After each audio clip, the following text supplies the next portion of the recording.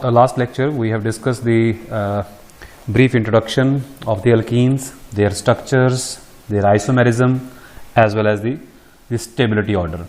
Okay, so in this lecture we are going to discuss the general method of preparation of the alkenes. So first method is the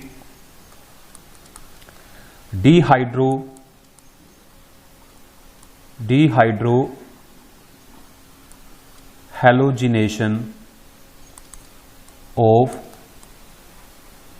alkyl halides. Okay, so what are the alkyl halides? Means हमारे पास जैसे suppose क्या है, ethyl halide है, ठीक है, यहाँ पे क्या है, X क्या है, हैलोजन ग्रुप है, ठीक है. सो इनमें से हमने क्या करना है, डीहाइड्रोहैलोजिनेशन, ठीक है. डी का मतलब होता है रिमूव करना, एलिमिनेट करना. क्या रिमूव करना हमने, हाइड्रो एंड हैलोजन, मींस एक हाइड्रोजन और एक हैलोजन एटम.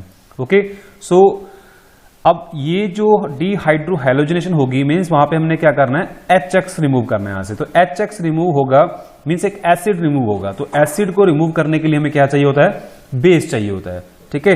तो यहां पे हम यूज करते हैं KOH. अब हम KOH जो है ये हम अल्कोहलिक KOH यूज करेंगे, क्योंकि अगर हम इसको एक्वस KOH लेते हैं तो वो एलिमिनेशन ना करके क्या करेगा, सब्स्टिट्यूशन करेगा. वो सिर्फ OH ग्रुप को यहां पे ज्वाइन करा देगा और हैलोजन को वहां से निकाल देगा, ठीक है. अगर हम अल्कोहलिक KOH यूज करते हैं तो यहां पे हमारे पास क्या होता है, एलिमिनेशन होती है, ठीक है. अब वो किस तरीके से होती है, अब सपोज हमारे पास क्या है, ये अल्काइल हैलाइड है, ठीक है, यहां पे हैलोजन है. अब हम इसको ट्रीट कर रहे हैं अल्कोहलिक KOH से. अब इसमें क्या हो रहा है, एक H और एक X निकल रहा है. तो X कहां से निकल रहा है, एक एटम से, और H कहां से निकल रहा है, दूसरे एटम से, ठीक है. अब जिस भी कार्बन पे कोई फंक्शनल ग्रुप अटैच होता है उस कार्बन को हम बोलते हैं अल्फा कार्बन, ठीक है. और साथ वाला कार्बन क्या हो जाता है, beta carbon. Means there is a alpha beta elimination हो रही है, ठीक है. From the alpha carbon halogen is eliminating and from the beta carbon hydrogen is getting eliminate, ठीक है. तो ये होता है यहां पे, और वहां पे उस जगह पे क्या बन जाती है, हमारे पास डबल बॉन्ड फॉर्मेशन हो जाती है, ठीक है.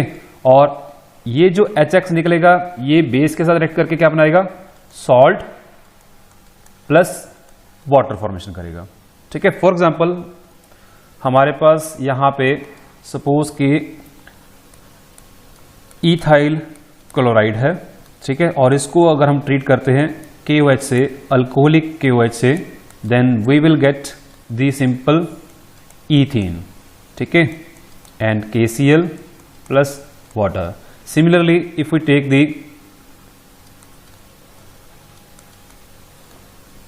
isopropyl iodide and similar reaction we are carrying out, so क्या बनेगा वहां पे, we will get the propene, ठीक है. So there will be a formation of propene.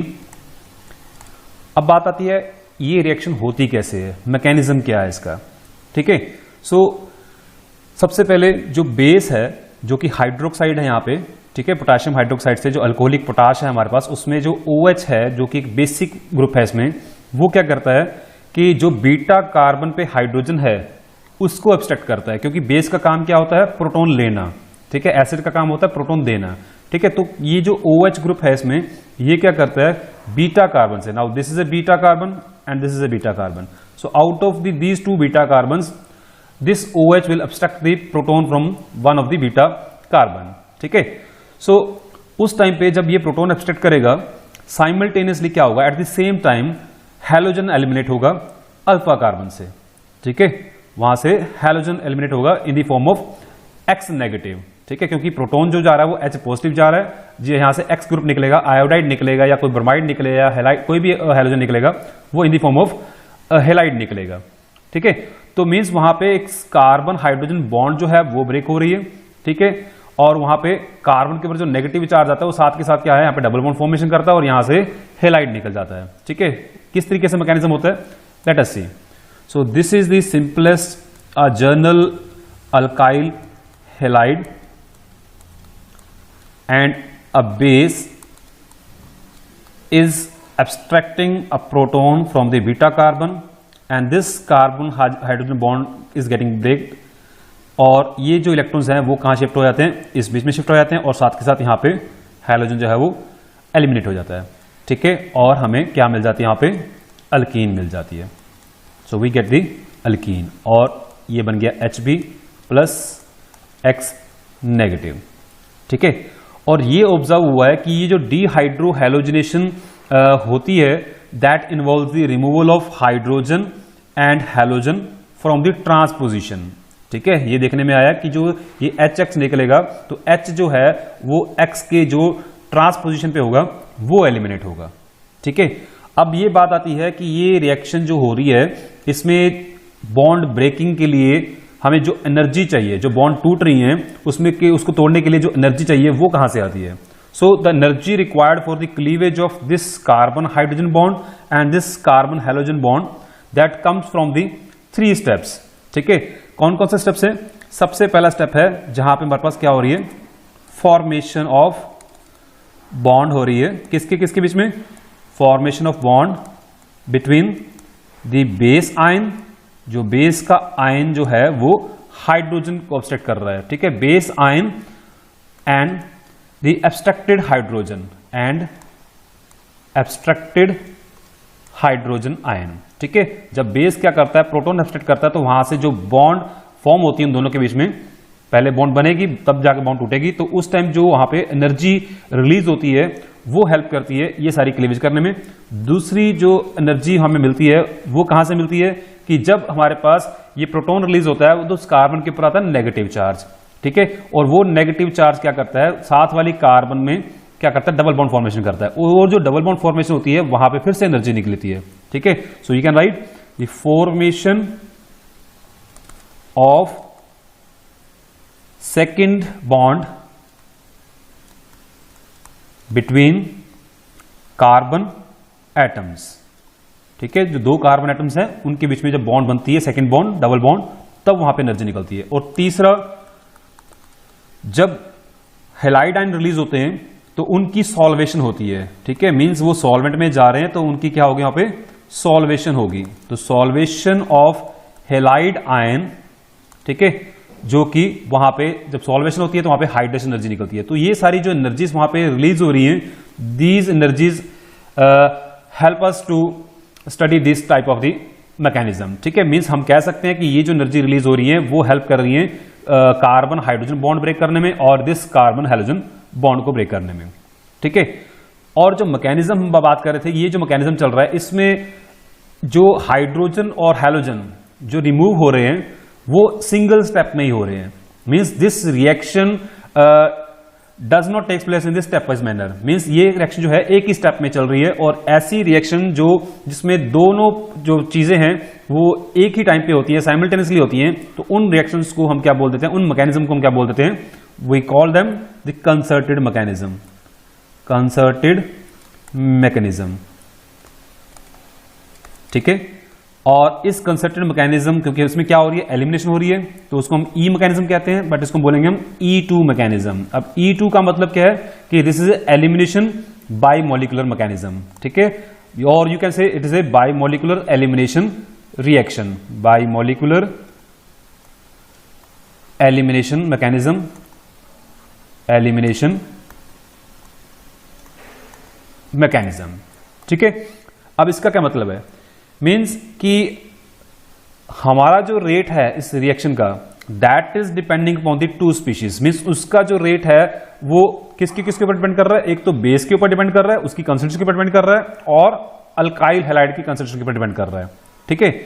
सो जो रेट है we can write rate is depending upon the concentration of the base as well as the concentration of the alkyl halide, that's why it is a second order kinetics, so we can say it's a bimolecular reaction, ठीक है। और हो क्या रहा है इसमें, elimination हो रही है, so we can call it as E2 mechanism और bimolecular elimination mechanism, okay.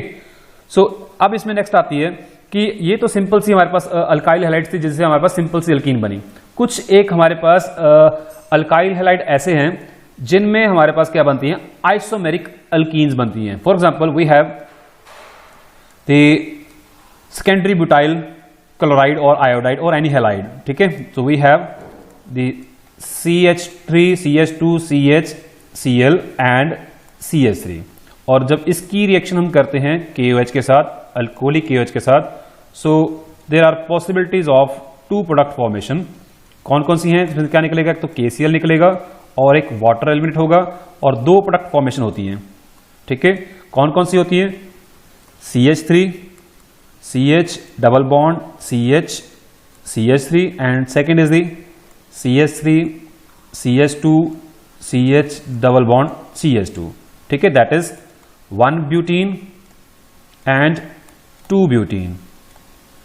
Okay, क्यों? क्योंकि अब इसमें हमारे पास दो बीटा कार्बन है, one is this one and one is this one. So there is a possibility कि जो हाइड्रोजन है वो इस साइड से भी एलिमिनेट हो सकता है और इस साइड से भी एलिमिनेट हो सकता है।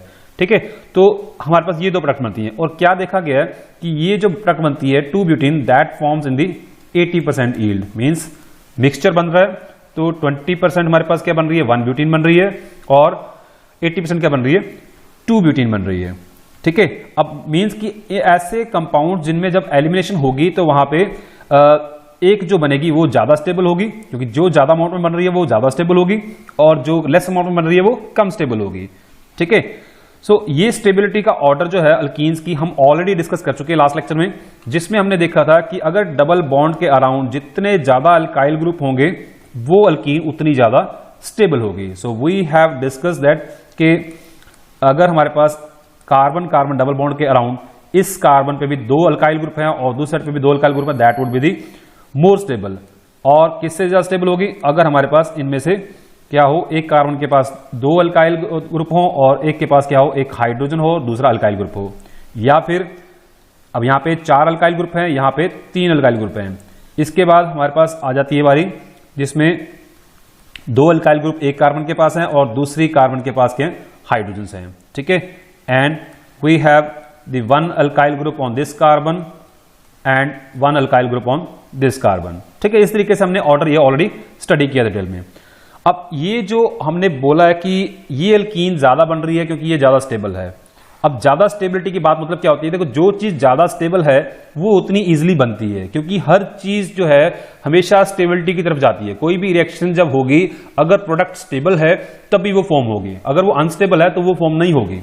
ठीक है, सो इसलिए हम कह सकते हैं कि जो alkyne after D hydro halogenation बन रही है, अगर वो स्टेबल है तो उसकी फॉर्मेशन भी क्या होगी? उतनी फास्ट होगी और उतनी इजी होगी।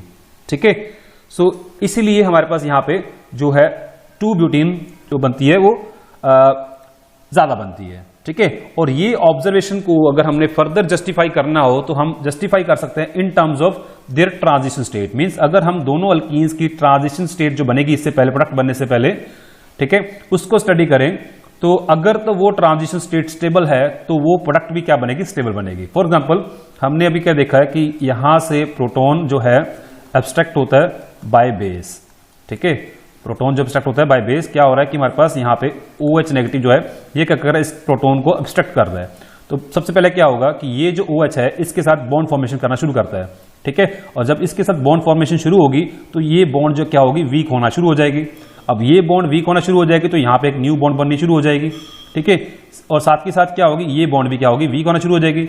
मीन्स जो ट्रांजिशन स्टेट है हमारे पास वो क्या होगी कि यहाँ पे जो हमारे पास बॉन्ड्स ऑलरेडी हैं, यहाँ पे हाइड्रोजन है, यहाँ पे क्या हैलोजन है। ठीक है, तो इस तरीके की हमारे पास स्ट्रक्चर है, और ये जो बॉन्ड थी यहाँ पे वीक होना शुरू हुई, यहाँ पे न्यू बॉन्ड बनना शुरू हुई, और ये बॉन्ड भी क्या हुई? वीक होना शुरू हुई, और यहाँ पे बेस के साथ जो है बॉन्ड बननी शुरू हुई थी। Now it is having negative charge, और यहाँ पे जो हैलोजन निकलेगा वो भी नेगेटिवली चार्ज निकलेगा। अब ये हमारे पास यहाँ पे ये चीज हो रही है। ठीक है, उसके बाद फाइनली क्या होती है? हमारे पास प्रोडक्ट फॉर्मेशन होती है ये चीज। ओके, प्लस क्या बनता है? हमारे पास हैलाइड निकलता है और वाटर बनता है। अब क्योंकि अल्कीन जो ज्यादा स्टेबल है उसकी ट्रांजिशन स्टेट को अगर हम स्टडी करें तो उसकी ट्रांजिशन स्टेट में, दोनों की ट्रांजिशन स्टेट में क्या होगा? यहाँ पे डबल बॉन्ड बनेगी। ठीक है, तो अब डबल बॉन्ड क्या आ रहा है? करेक्टर आ रहा है ट्रांजिशन स्टेट में, जो कि रिएक्टेंट में नहीं था। प्रोडक्ट में भी डबल बॉन्ड करेक्टर है। ठीक है, मींस अगर यहाँ पे 2 अल्काइल ग्रुप हैं, ठीक है, तो यहां पे भी क्या होंगे? 2 अल्काइल ग्रुप होंगे, और इस साइड पे भी क्या होंगे? हमारे पास 2 अल्काइल ग्रुप होंगे। तो इस ट्रांजिशन स्टेट में क्या आ रहा है? डबल बॉन्ड कैरेक्टर आ रहा है। तो डबल बॉन्ड ट्रैक्टर आने से मतलब क्या होगा कि ये ट्रांजिशन स्टेट भी क्या होगी, ज्यादा स्टेबल होगी, ठीक है ना। अगर यहाँ पे हमारे पास हाइड्रोजन होते तो उस प्रोडक्ट में भी क्या होंगे, यहाँ पे हाइड्रोजन होंगे। तो अब क्योंकि ट्रांजिशन स्टेट जो है जितनी ज्यादा स्टेबल होगी प्रोडक्ट भी क्या बनेगी, उतनी ज्यादा स्टेबल बनेगी, ठीक है। और हमने देखा है कि जब डबल बॉन्ड बनती है, ठीक है ना, तो ये जो अल्काइल ग्रुप हैं बाय द हाइपर कंजुगेशन वो क्या करते हैं, उस प्रोडक्ट को क्या करते हैं, स्टेबलाइज करते हैं। फर्दर एक साइंटिस्ट थे जिनका नाम था सेटजेफ, उन्होंने एक जनरलाइजेशन दी, सेटजेफ इनका नाम है। उन्होंने एक रूल बनाया और या कह लो भी एक जनरलाइजेशन दी जिसको वो बाद में रूल में कन्वर्ट किया गया कि एक रूल है, इसके अकॉर्डिंगली प्रोडक्ट बना करेगी। सो उन्होंने क्या कहा, जस्ट उन्होंने स्टडी किया relative stability and the ease of formation of जो पॉसिबल अल्कीन्स हैं, उस बेस पे इन्होंने जनरलाइजेशन दी। उन्होंने क्या बोला कि हम जो भी प्रोडक्ट बनेगी अल्कीन, उसकी जो ओरिएंटेशन है उसको किस तरीके से प्रेडिक्ट कर सकते हैं। सो ही सेड कि जब भी कोई अल्काइल हैलाइड की एलिमिनेशन होगी और दो वहां पे पॉसिबिलिटीज हो प्रोडक्ट फॉर्मेशन की, और you can say if there is a possibility of mixture of the two product formation, then उस केस में जो प्रेफर्ड प्रोडक्ट होगी वो होगी जो हाईली अल्काइलेटेड होगी। Means carbon carbon double bond पे जितनी ज्यादा अल्काइल ग्रुप्स होंगी किसी प्रोडक्ट में वो उतनी ज्यादा स्टेबल बनेगी, मींस वो उतनी ज्यादा अमाउंट में बनेगी, ठीक है। So this is known as the Saytzeff rule. Okay, so next है कि ये तो बात होगी हमारे पास प्रोडक्ट फॉर्मेशन की, अल्कीन फॉर्मेशन की। अब हम बात करते हैं रिएक्टिविटी की, कि हमारे पास अल्काइल हैलाइड जो हम यूज कर रहे हैं, अब इनकी रिएक्टिविटी की बात करनी है। अब इन रिएक्टिविटी में हम दो चीजों की बात करेंगे, एक तो हमारे पास अगर हैलोजन डिफरेंट हो, ठीक है, और अगर हैलोजन सेम हो तो अल्काइल डिफरेंट हो। तो हम पहले बात करते हैं कि अगर हमारा अल्काइल ग्रुप सेम है तो हमारे पास क्या हो सकता है, हैलोजन डिफरेंट हो सकते हैं, अल्काइल आयोडाइड हो सकता है, अल्काइल ब्रोमाइड हो सकता है, अल्काइल क्लोराइड हो सकता है और अल्काइल फ्लोराइड हो सकता है, ठीक है। अब इनमें से कौन सा जो है अल्काइल हैलाइड इजिली रिएक्ट करेगा और उसमें से हैलोजन जो है वो इजिली एलिमिनेट होगी, और यू कैन से द डीहाइड्रोहैलोजिनेशन जो है किस में इजिली तरीके से हो सकती है। अब क्योंकि हमें पता है यहाँ पे कार्बन है अल्काइल ग्रुप में और यहाँ पे फ्लोरीन है, ठीक है, और कार्बन और फ्लोरीन की जो इलेक्ट्रोनेगेटिविटी डिफरेंस है वो बहुत कम है as compare to the carbon और आयोडीन, ठीक है।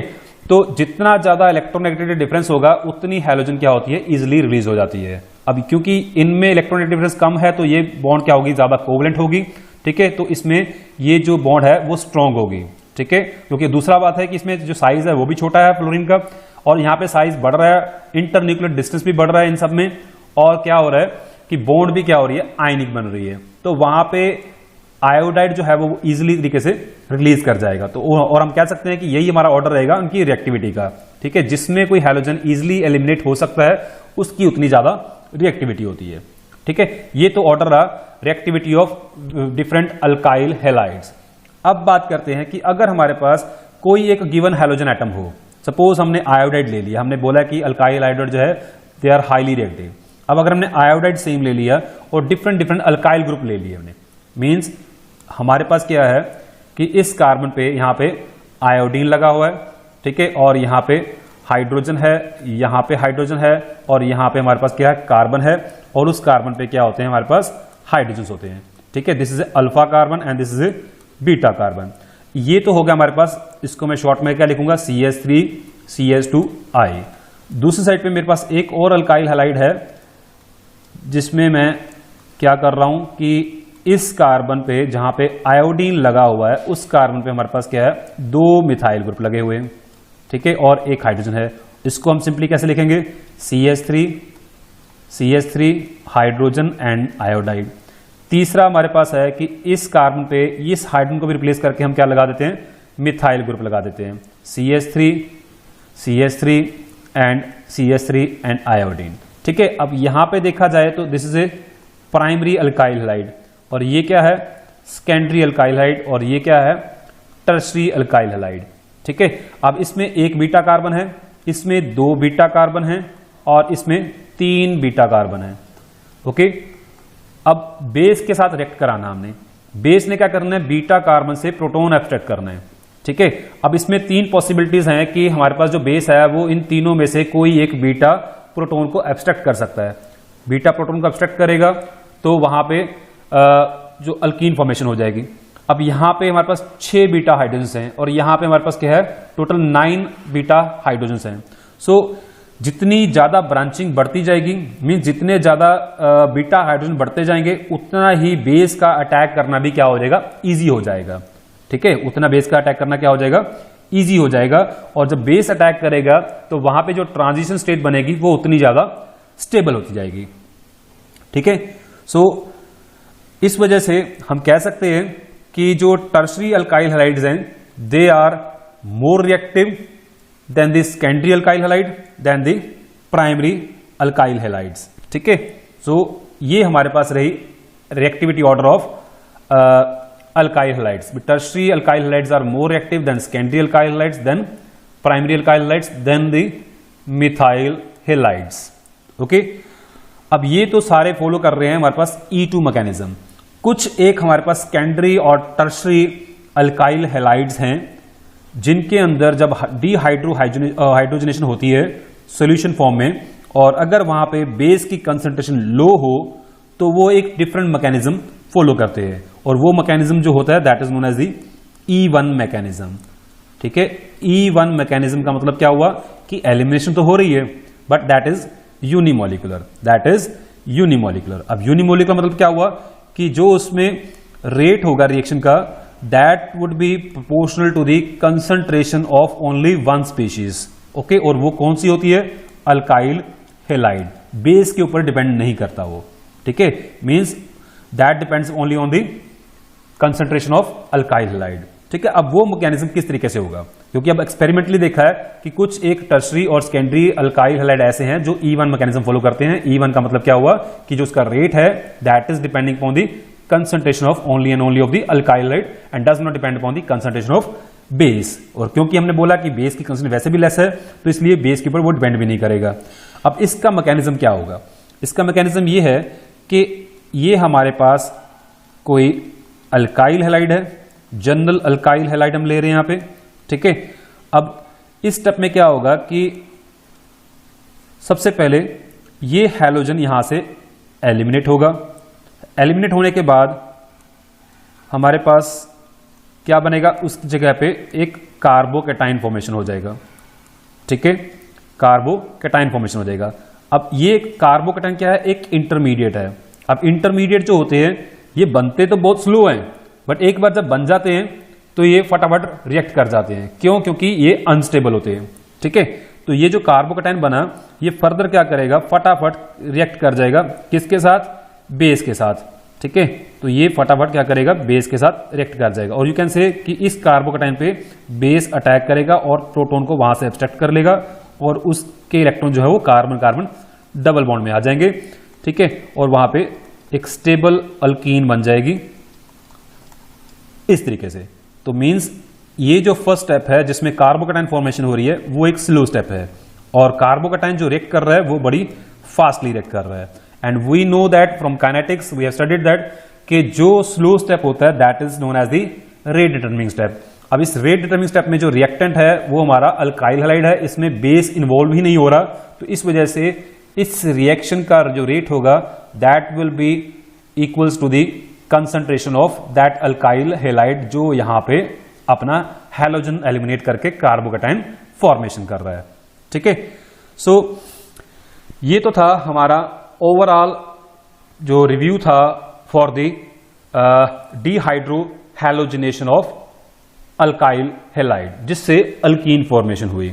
ठीक है ना, अब इस E1 मैकेनिज्म में एक चीज और देखने को मिलती है कि देखो हमने कहा था कि ये जो मैकेनिज्म है that is shown by secondary और टर्शरी अल्काइल हैलाइड्स। वो क्यों, क्योंकि जब हमारे पास फर्स्ट स्टेप में कार्बोकैटायन फॉर्मेशन हो रही है and we know from the carbocation study के जो टर्शरी कार्बोकैटायंस होते हैं they are more stable than secondary carbocation than primary carbocation. Means जो इंटरमीडिएट बन रहा है वो वहां पे स्टेबल बन रहा है after elimination of the halide group. ठीक है, तो वो जो हमारे पास कार्बोकैटायन बनेगा अगर तो वो टर्शरी होगा तो वो ज्यादा स्टेबल होगा, और हमने बताया है पहले भी डिस्कस किया है कि अगर हमारा जो इंटरमीडिएट है या जो ट्रांजिशन स्टेट है अगर वो स्टेबल है तो वो क्या होगा, इजिली प्रोडक्ट में कन्वर्ट हो सकता है। अगर वो स्टेबल ही नहीं है तो वो रिवर्स चला जाएगा। ठीक है, और वो क्या करेगा, रिवर्स चला जाएगा। अब क्योंकि टर्शरी कार्बोकेटन क्या वो स्टेबल हैं, एक बार वो बन जाएंगे वो अपने आप को स्टेबलाइज करेंगे और फर्दर क्या होगा, उनमें अल्कीन फॉर्मेशन हो जाएगी। और ये चीज हमने पहले भी डिस्कस की है कि टर्शरी अल्काइल हाइड्राइड्स जो है वो ज्यादा एक्टिव होते हैं, ठीक है। अब क्योंकि यहाँ पे जो पॉजिटिव चार्ज आया, यहाँ पे बीटा जो कार्बन है, यहाँ पे हमारे पास 3 हाइड्रोजन हैं।